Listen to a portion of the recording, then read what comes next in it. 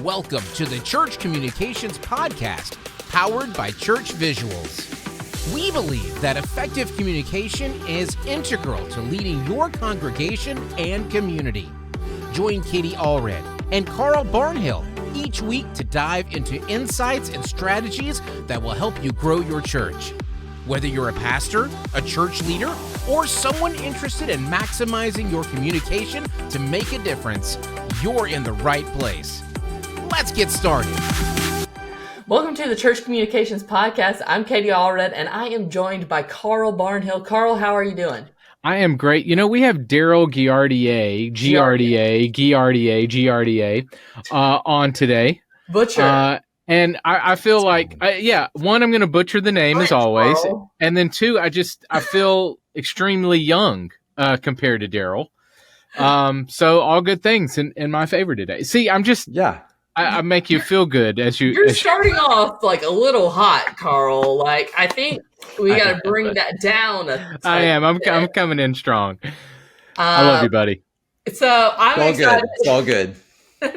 Well, no one can see off camera is Darrel menacing. Why? But okay, so It's all good. So all right, I'm excited because this is full circle today. I was telling Carl earlier, Darrel was the first and original co-founder, co-host of the Church Communications Podcast. This was his baby for a little while. So I am excited to have him back and to talk about podcasting with him because obviously he knows something about it. And two, I know that he is doing podcasting with the church that I used to work at, that he currently still works at. And I am just excited because he has so much knowledge and is really one of the best at what he does. So let's jump into it. Carl, take it away. Yeah, Darrel, I know I pick on you, man, but you're the best in the business, and appreciate you coming on and hanging out with us and taking the fire like a beast. No worries at all, Carl. Thanks for having me on. No worries at all. All right, so let's talk about podcasting. Obviously, Katie and I have done a lot of these. You've done a lot of these. So I want to talk about how podcasting has become more popular, more effective, more of an effective medium, especially in church outreach and education. So talk to me about that and maybe some of the benefits as compared to other communication channels. Yeah, I think we've seen a growth in this area for us. I think part of the growth is, and part of it is the benefits of the model is it's one of those things where it's a medium by which it's in the difference between, say, for instance, what we call an active medium and a passive medium, where, active mediums are things like, reading a book where all of a sudden your mind is then absorbing the information and you're creating these pictures in your mind. And you got TV, which is a passive, which you're just sitting back, relaxing, you're watching Netflix and it's just kind of washing over you. And to me, podcasting kind of falls almost in that middle ground where it's a little bit more actually towards the active part. Mm-hmm. So you are passive in the sense of like, you are just listening, but you're active in the sense that it allows you, when it's done right, to almost feel like you're a part of something larger than yourself. And so because of that, it allows you to create a different type of connection than you would, say, with other channels. So there's one of those upsides with that. The other thing is it's a medium that's doesn't have really restraints on it like it does with other platforms. So in other words, you can have longer, detailed conversations that allow you to kind of chase rabbits and do some stuff that's a little different. You can create a different, you can just be a little more creative. That's probably the best way to say it. You can be a little more creative with how you approach it. So for us, it gives us like a bunch of different opportunities, which we love. And it allows us to go deeper in some areas that you want to go deeper. Mm-hmm. And again, I think for a lot of people, if you have that favorite podcast that you love, it's often found that like you almost feel like you know that person or those hosts because you spend so much time with them. Because again, I could go on a jog or go work out and listen to the podcast. I can then pick it up, take it with me to the car. So it becomes this really portable medium as well. So that's just some of the big, for me, high level reasons why we like it. Like the platform. Yeah, and I found that like I can listen to music in the background while I work, but if I'm going to listen to a podcast, usually I have to pause it and focus on the work because I feel it's so interactive and I'm listening so intently or so whatever. It's not as passive, maybe. It's a little bit Yeah. more interactive. It is. And I think really it depends on the subject matter as well. So like there's like sports radio podcasts, which like I can have them on when I'm doing whatever. It doesn't matter. The back, they're just sports talk. But if I'm listening to a podcast by which I'm trying to learn something more about a topic, that's where I'm like, you're right. I'm the same where like, yeah, I can just do some stuff around the house and that's fine. But at the end of the day, I couldn't just like crank out email while listening to that podcast because I'm going to stop, take notes, rethink some stuff. So it's right in that middle, but I think it leans a little more towards the active part of the for the user. What I really love about podcasts too, which is so funny, we're having a podcast about podcasts right now. But what I love about podcasts is that, and what I would love about it for the church is that it's also really attention keeping, I think is the right word.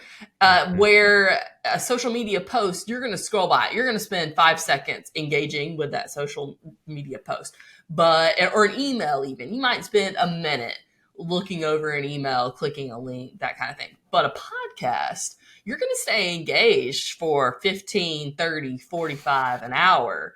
And so the attention that it gets to keep for people is really amazing. And it is. Yeah, it is. And if that's the interesting thing, again, you can actually say like, okay, we're going to do something that's only 7 minutes long. And you can totally do that as a podcast, a daily podcast at 7 minutes, you're in, you're out, and that works.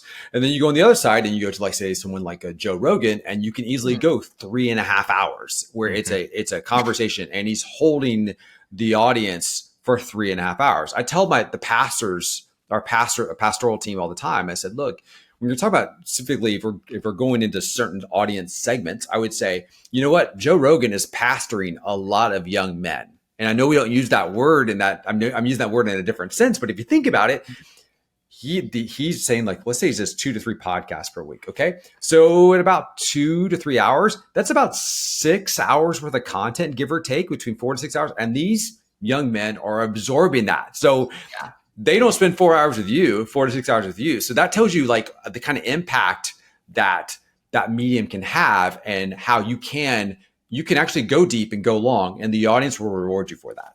Mm-hmm. Yeah, it's kind of insane if you think about it, about how much time they're spending with Joe. Oh yeah. But on another note, okay, so your church, Brentwood Baptist, they're putting out a podcast right now, and that's what I'm kind of interested in. Tell me a little bit about how that idea came to be. Like, why did you decide to do another podcast besides just putting out your sermon content each week? It came from a conversation that we have. So we plan our sermons a year in advance. So the entire pastoral team sits down and they plan out what we're going to preach for the entire year. And during that planning session, they were like, look, there's a lot of things that in a 25 to 35, 45-minute sermon, I can't say to my audience that I want to say. Is there a place that we can park that? And so we kind of had this ideation of like, is it a blog? Is it this? I was like, well, what if we did a podcast?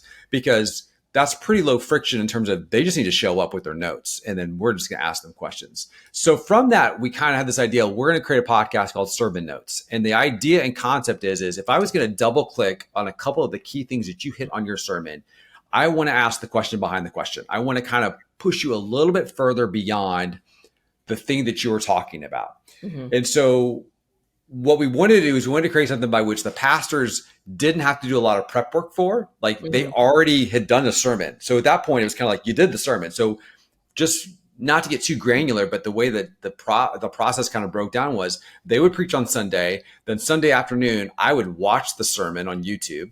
Then I would take notes. And then I would send them the notes, and then I would send our co-host the notes, and kind of just map the whole thing out. And for the campus pastor, he just had to show up and answer like 4 or 5 questions based off of his sermon, and it allowed us to take the thing just a little bit deeper. And we've been really surprised and happy with the results from that. I think we've learned along the way. We've had to modify along the way. What we started out with and what we ended up with aren't the same thing, but the concept was that our people we're craving to go deeper into God's word, and we wanted to figure out different ways we can make that happen. So does it work? What are some of the results? What are some of the feedback that you've gotten? Yes. And the numbers?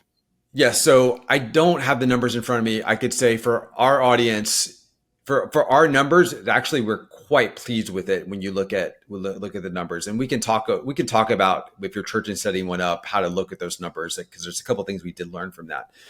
But the feedback we got from the audience was overwhelmingly positive, because one of the things that was a side effect of this, and we had talked about this from day one, which was this podcast is not only a way for our people to dive deeper into God's word, but it was also a way for us, our pastors, to kind of humanize themselves a little bit. Mm-hmm. And, because pastors do that with, like, say, metaphors or personal stories, but we kind of want to just like have moments where we just joke around and we just talk about things. And we're like, we started off, actually, we would play a game on one of the podcasts called, is this a Taylor Swift song or is this from Lamentations? And so, like, we would just put verses up there versus Taylor Swift lyrics.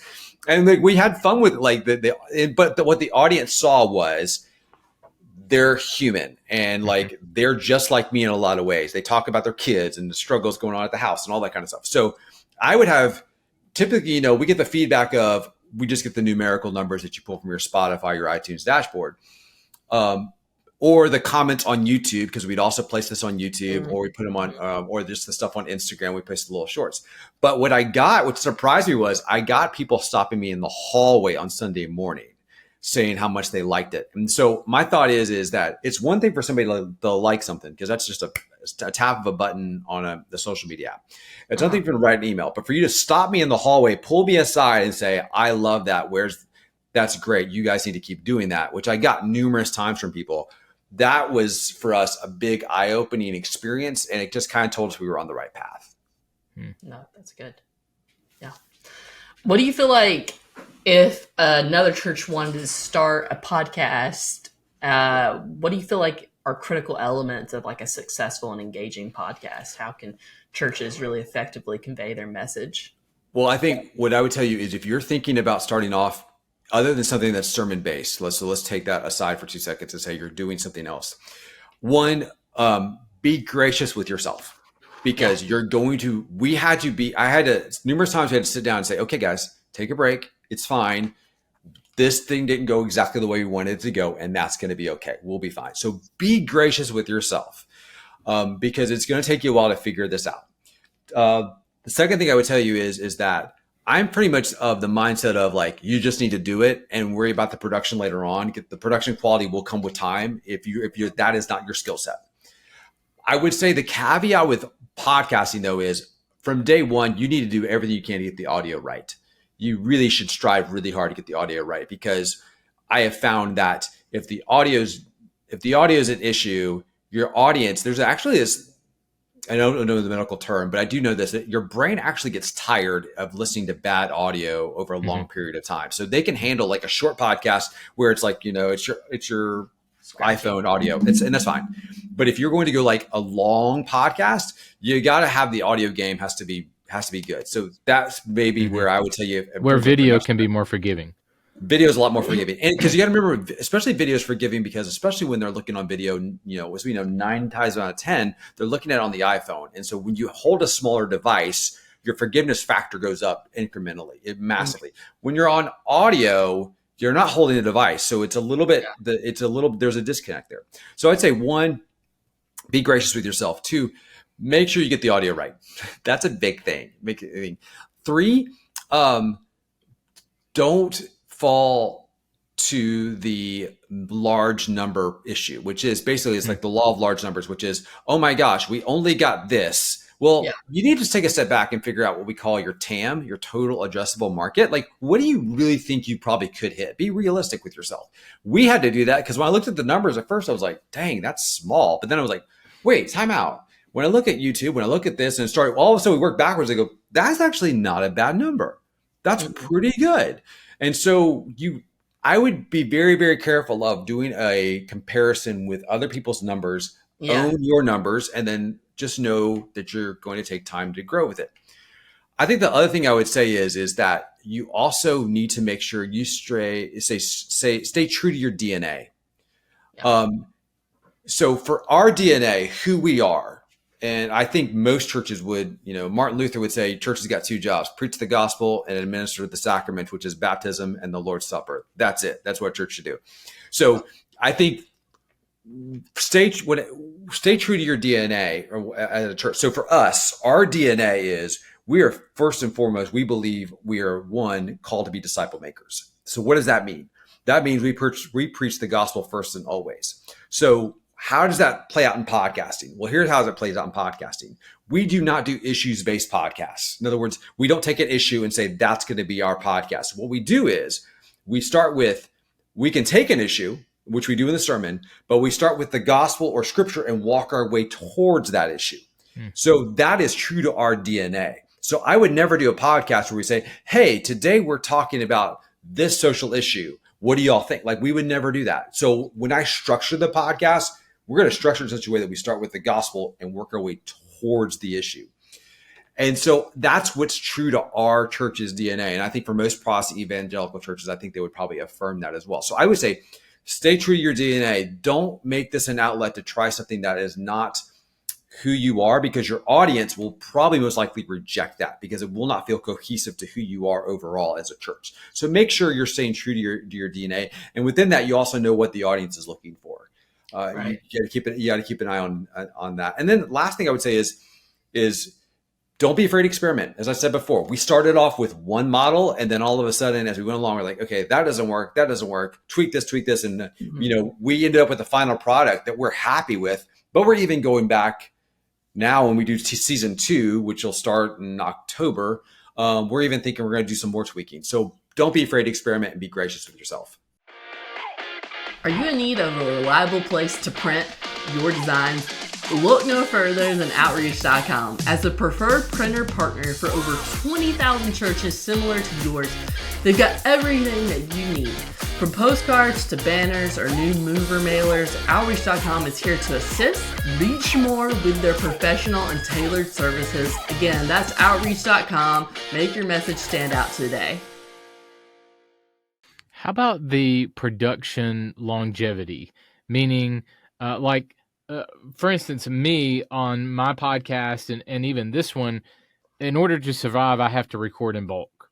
I just have to bulk stuff up and record in bulk because it's such a weekly grind.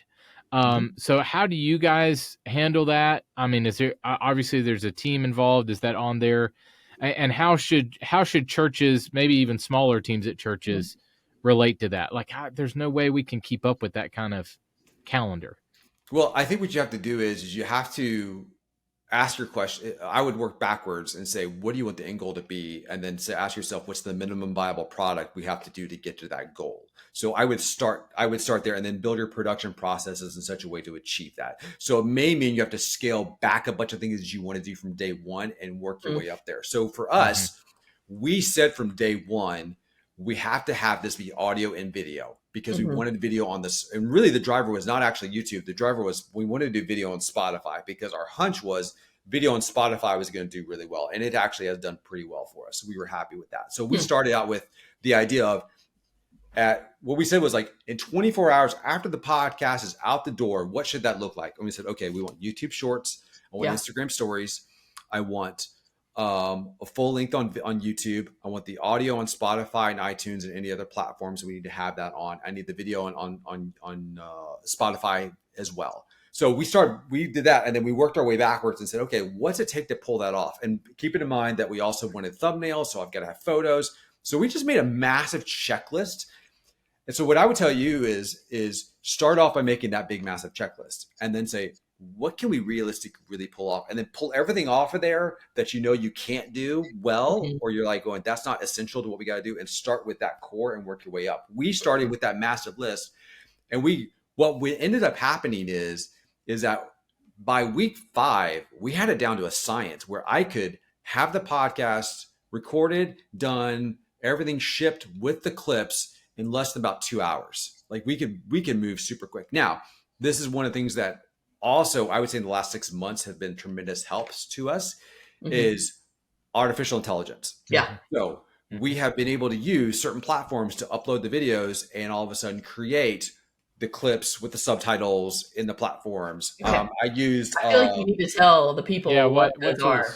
Okay, so We used Cast Magic is what we've been using for creating the content in terms of in terms of the actual agendas for what we're going to be talking about. So here's what we do. I will take the audio from the sermon. I throw it to Cast Magic. Cast Magic, it then goes in and it turns around and generates a transcript, which everybody does. But then it gives me what it thinks the key questions I should ask from the sermon off of that topic. It gives me suggested titles for the podcast, and it gives me little what I think the Instagram or basically the subtitle should be or a description should be on YouTube. It just kind of keywords. It kind of gives me everything I need. So I just pull that, and then I can create my whole agenda for what we're talking about on the podcast on that. Nice. We use stuff like I think it's Highlighter is maybe one of the Headliner. Excuse me, Headliner is is one of the apps that we've used before, where we go in and we just say, "Here's this." The one we did. Folks, give me a second. I am typing. If you're going, what is he doing right now? I'm typing to find out exactly which we were playing with another one the other day that you may have to drop in your podcast notes after this is over because I may send it to you. We've been playing with another one that does essentially the same thing, which is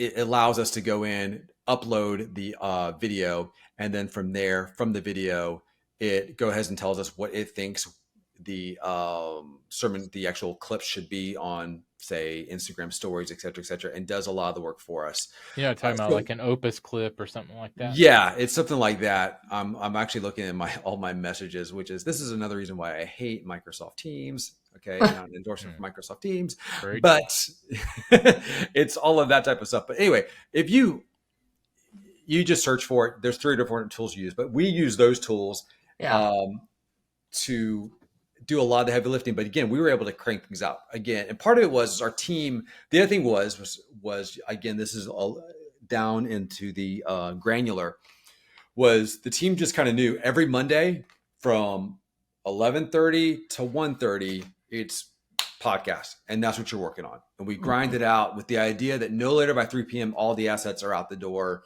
Everything is posted, scheduled out for the week. So that's kind of how we kind of approach that. Yeah. How produced does it need to be? So obviously you guys are turning around in a few hours. Is there an open, lower thirds, close? Are you doing a lot of post-production? What does that look like, and how important are those visual elements? So we edit. So we have a switcher in real time on the video side. So like what you see is actually done in real time. So I'm not doing any post-production on that. We will do lower thirds, but we've got all those prepped. So it's just a matter of just drop them in and go. From your Cast Magic list. Yeah, from the Cast Magic. Yeah, we've got all that stuff ready to go. We do, but the intros and outros, that's all stuff that we just got. It's all done. It's all pre-recorded. So we do a lot of production on the end for us. Part of it is it just. I think it really depends, again, going back to the thing of what we think is achievable for us, what our standards are. Our standards are very high because we know what our audience is expecting from us here at our church. I think you have to determine for you, the user, or you, the church, and then the user, what's your audience, and then again, slowly move that up. Don't feel like you've got to knock it out. A podcast for the whole world, right? Like you're not planning on making the podcast for the nation. You're making this podcast specifically, really, for people that go to Brentwood. Yeah, and I am. But I think the caveat is what you have to also remember is I also know for a fact that we have people from Chicago and LA who that's the number two cities that are moving here to Nashville are LA and Chicago. Yeah, Brentwood adjacent then. Yeah. Overwhelmingly speaking, they watch us between 7 to 9 times online before they actually physically come to the door once they move here. So I have to keep in mind that I'm promoting this podcast and on the front of the website every way. So they're going to click on that.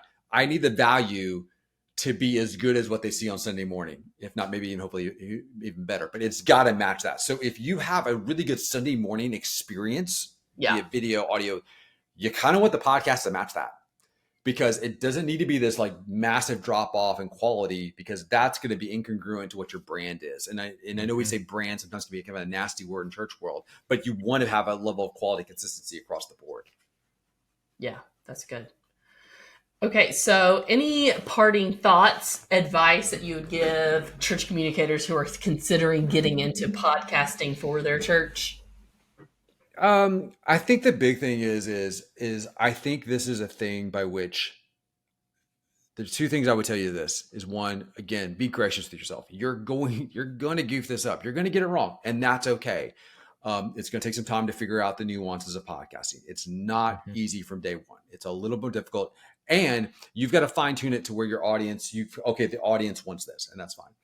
I think the last thing I would say to this is I really want to drive this home and this is one of the things that I'm really driving home with our team in general is be true to who you are as a church. People I have found in general are hungry for God's word.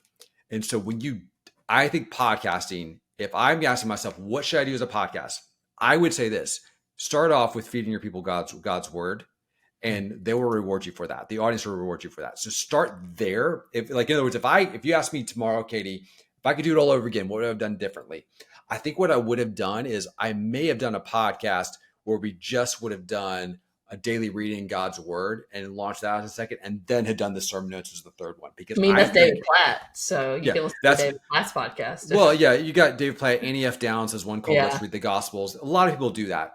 Yeah. I would tell you, our people have responded. We've done those type of things. So stay true to your DNA, feed people God's word, and I think the audience will reward you for that. You mentioned video and you guys making a decision to do video and audio. Mm-hmm. If a church is starting from scratch doing a podcast, would you suggest audio only? Would you suggest go ahead and jump in video audio because you can always strip the audio off?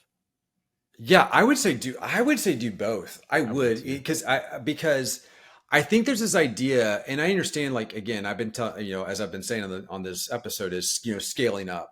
I actually think the video is not nearly as difficult as you think it is. I think the video kind of freaks people out. But honestly, again, and you don't have to do multi-camera. You can do a single camera shot. It doesn't have to be, but I think you have to start there. And the reason why, and here's the reason why I think I would do this is we have found our fastest growing channel of everything we do is YouTube. YouTube is our number one in terms of subscribers, number one in terms of everything. So could I do something with a thumbnail and it's just the audio only on YouTube? Sure. The audience is going to punish me for that.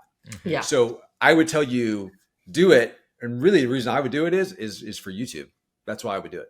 Mm-hmm. And it's cheaper, Oh, just as cheap, just as easy to do video as it is to do. I mean, back in the day, maybe, but now it's so easy to jump on a Zoom or a camera or your iPhone or.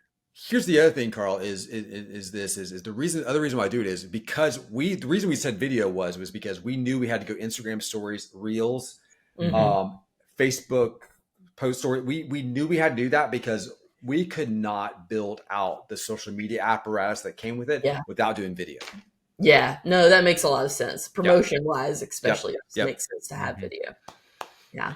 All right, I got one more for you. Talk to me. You talked about the tracking and analytics. Yeah. Give me a couple of tools as we close on, or a couple of tips on analyzing the data. Obviously, I think you made a good point that you don't want that to demoralize yourself. If you get low numbers, it doesn't necessarily mean stop. Nobody's watching. Right. So I wouldn't leave that as the only metric to follow, but maybe give me some tools on the best ways to track and analyze audience engagement. Yeah. So I think it depends on the dashboard because all the dashboards are slightly different in terms of what they give you. So keep that in mind. That's one of the things that's probably the most frustrating is like you get there and when you see the dashboard, there's a couple things you have to remember. That podcasts at the end of the day, without getting too technical, are just basically RSS feeds. That's what they are. And so what that can mean is that you can get false numbers. So when you're looking at these numbers, in other words, if I took the Brentwood Baptist sermon feed, it's going to look monstrous. It's going to look huge. And you're going to be like, man, that's phenomenal. I'm like, yeah, it looks phenomenal. But you got to remember that is 15 to 20 years of growth over that. So how many people are actually active? So when we're looking at that stuff, we are going to, let me kind of give you the four categories for metrics that we look at. We're looking at, for us, we look at our YouTube actual watch on YouTube, Spotify video, Spotify audio, and then I'll pull from the Apple's podcasting platform. So those are kind of the 4 things I'm pulling at. So what I tell you, the easy thing to do is just get a simple Excel sheet, Google sheet, and just put your episode number in. I pulled up my analytics here just to see what I have here, and then title the episode, then put 4 columns in for each, and then put a little thing for the totals. We start off just like basic viewership. Then when you want to go a step further, then go to actual completions. People who actually like, I downloaded it, I followed it all the way through. That kind of gives you more into the engagement side. And then when you sit there and go, okay, so now I've got people engaged with it. Then you sit there and go, okay, do I put stuff in, say, my actual episode notes that are bit.ly links that I can see how people actually clicked on the thing that we told them to do. Like, now I've got calls to action built in. So if you think it from a large perspective, I got people who watched, people actually engaged all the way through, and then people actually went a step further and actually did the CTA, whatever the call to action, if you put a call to action in the podcast. So I'm thinking in those kind of layers for us. And from that, again, I'm looking at 29 episodes for us. From there, you can kind of start build your averages. You can also, the beauty of the metrics and why I think you should really take a look at them is that they also kind of give you an idea of like what's working, what's not working. Like for us, just so everybody knows the way as I mentioned before, the audience may not know, we have 9 locations. So that means I've got 9 campus pastors because we don't do a video-based sermon. We have 9 guys who all preach the same sermon topic. So now I've got 9 guests. So that's how I rotate these guys through. And one of the things we realized was that we work best. We got 2 of them together and then 2 co-hosts. So there's 4 people on a podcast. But I got analytics on which guy resonates better with the audience. Now, I don't tell the guys that because I want to protect their egos, but it told me, oh, this person just naturally does well with the audience. Okay, so how do I harness that further? Or is there an offshoot of that we can do? Maybe we start another podcast, because we've talked about from this, the data we've gotten, going back to this analytics, has also informed us of like, okay, when we've talked about these things with that person, the audience loved it. Okay, is there a long tail there that we can create a podcast off of that? Yeah. The other thing it's told us was that for us, like for instance, like we'll probably do a women's ministry podcast and we'll probably do a next gen family podcast because when we've talked about family, our numbers have gone up. And so we kind of know like, oh, wow, that's the thing. So I would tell you from a metric standpoint, I'm looking at Spotify video, Spotify audio, YouTube, and Apple. And I want to look and see how many just listened, how many completed it, and then if we had a call to action, how many people actually did the call to action. I think that's such a great point because I think a lot of people just gravitate toward, well, what's your viewers? Which that's important, but it's not the only thing to look for. And it's not the only benefit from doing one. I mean, there's credibility, there is indirect. I mean, there's all kinds of benefits and things from doing one that's not just tied directly to the viewership numbers. Yeah, you're right. So like, for instance, like if you go over to say our actual people who watch YouTube Sunday morning, I remind people all the time, yes, we had thousands of so-and-so watch. Average watch time, 17 minutes. And I'm going to say, look, if somebody came in the worship center for 17 minutes and jetted, I know we're Baptist, I'm a Baptist, we would count that person. Okay. That's what we do. We inflate the numbers. I get it. But most churches would go like, is that good? We'd say, no, it's not good. So I think the numbers can really kind of give you clarity on what you're actually really achieving with your content. That's really good. Yeah. Okay. So if people want to connect with you, Darrel, how can they do that? Katie, you know what? I was on a podcast last week and I told the host LinkedIn and they made fun of me. Somebody else like LinkedIn too. Yeah, here's the thing. LinkedIn. That's where you can find Darrel. Yeah, you can DM me on LinkedIn. I answer most of my. You know what? You can also find me on this new crazy app the kids are using called Threads. I'm on there as well. So yeah, I mean, honestly, probably Twitter, Threads. I'm speaking at this thing called the Church Communications Conference that's coming up. I'll be there at that. So you can catch me there. But I say, kids, go to the LinkedIn. Trust me on that one. LinkedIn. Okay, excellent. Yeah, that's where everybody's trying to be caught these days. Exactly. So I'm excited. That's awesome. Okay, well, thank you so much for being here. We really do appreciate it. You offered so much good advice for churches that are interested in getting started with podcasting. So again, I just really appreciate the wisdom and expertise that you bring to other churches as well. So yeah, thank you. Awesome. Thanks for having me, guys. Thanks for joining us for the Church Communications Podcast. To learn more and get more resources for your church, visit churchcommunications.com.